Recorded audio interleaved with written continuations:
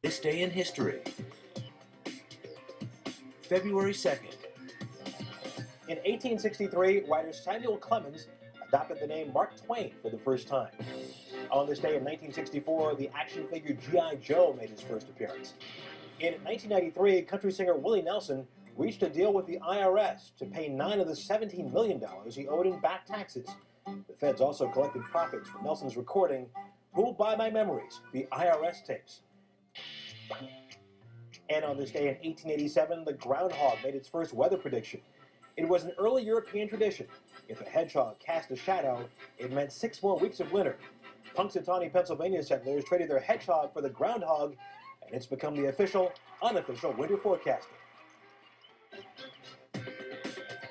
And that's this day in history. This is Franciscan Media's Saint of the Day for February 2nd. Today we celebrate the presentation of the Lord. 40 days ago, we celebrated the birth of Jesus. Today, we mark the presentation of the infant Jesus in the temple. According to Mosaic law, a woman was considered ritually unclean for 40 days following childbirth.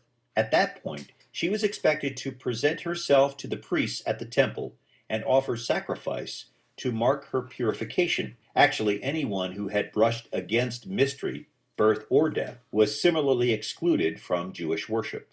Today's feast is as much a celebration of Jesus' first appearance in the temple as Mary's purification.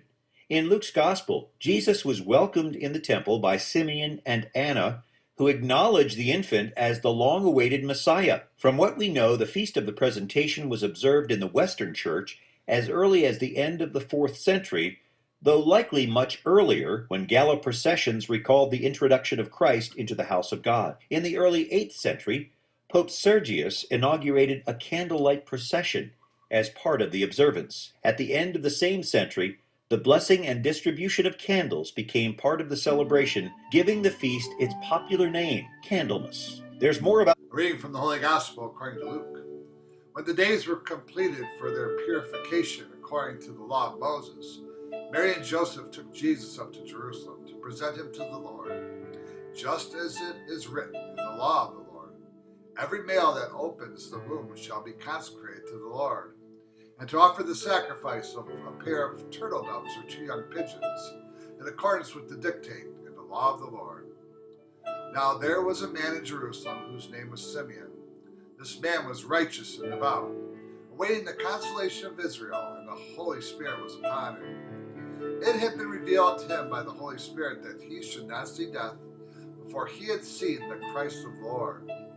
He came in the Spirit into the temple, and when the parents brought in the child Jesus to perform the custom of the law in regard to him, he took him into his arms and blessed God, saying, Now, Master, you may let your servant go in peace according to your word.